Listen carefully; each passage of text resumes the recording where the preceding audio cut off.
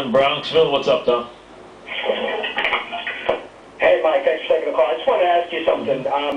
Your comment during Cashman's interview, you were talking about how Yankees didn't get or might not get a big surprise. I think they got it already, but my question for you is, who was the big surprise? Well, no, I mean, not a big surprise, but I mean, just signing CeCe already before Christmas, No, I don't think that I mean, I think CeCe's one of their own. I really think they felt they were going to have CeCe back the whole time. I mean, I think they felt even if he opted out, it was just going to cost them a little more money.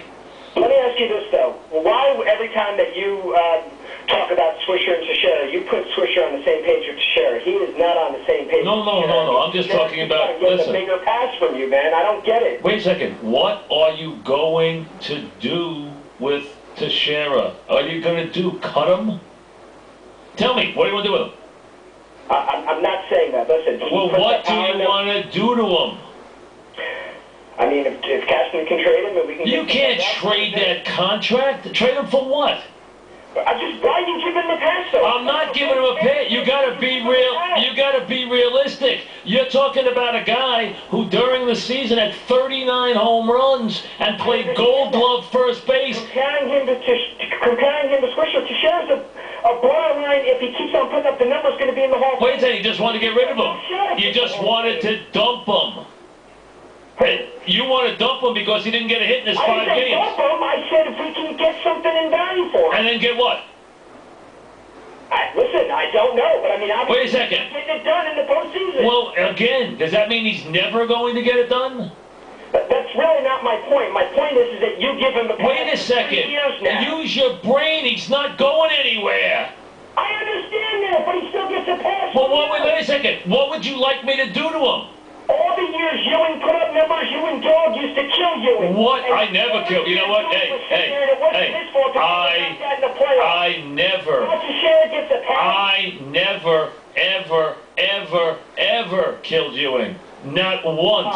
That's Dog who killed Ewing, not me. You got us mixed up, pal.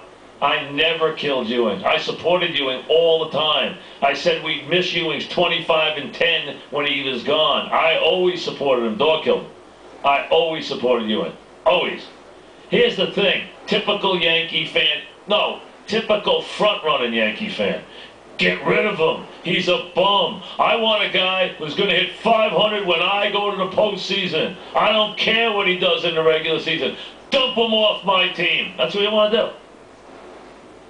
Teixeira as a Yankee, here's his 3 years. This year, 39, 111, 258. Okay? That's his other year. Let me give you his other 2 years as a Yankee. This is the guy you want to run out of the town.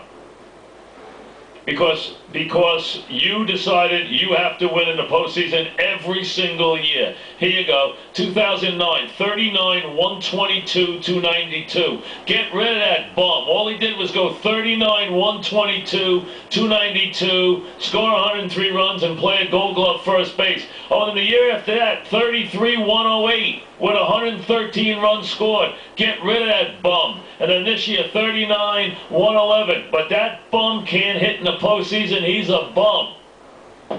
And you're a front-running fan. That's what you are. A front-running fan who decides because a guy doesn't hit over 5 games, he's a bum. A bum. Doesn't matter what he does over 162. It's what he does over 5. You're giving him a pass. What are we going to do to Teixeira? Take him out and whip him? I know they're not trading Teixeira. They're not trading him. Solid guy, plays every day, plays great defense, hits a lot of home runs. Yes, he has not hit in the clutch. I agree with that. But what are you going to do? And Swisher hasn't hit in the clutch. And except for 2009, A-Rod's never hit in the clutch. And he's an immortal player.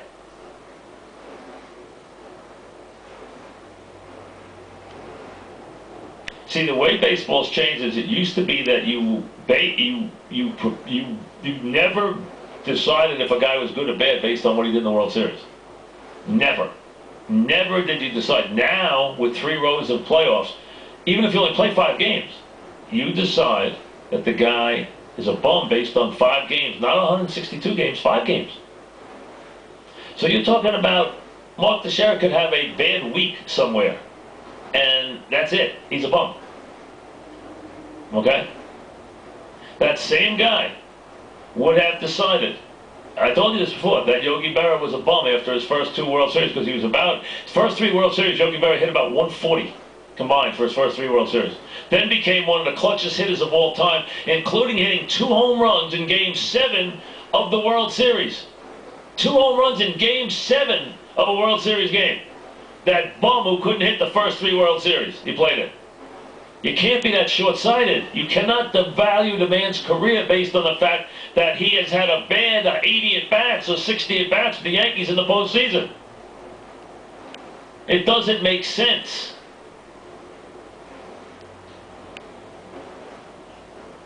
I know Teixeira has been bad. I've been there. I've watched it. I understand that. Last year in the Texas series, they went 0 for 14. In the World Series, the Phillies went 3 for 22. This year was awful again. The only good series he had was basically the Minnesota series. And he had a good series when he was an Angel against the Red Sox. But he's been a bad postseason player. I admit that. His postseason, he's a lifetime 200 hitter in a postseason.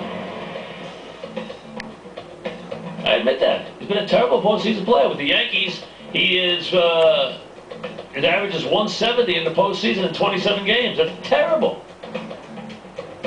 But you're going to let 27 games define his career? You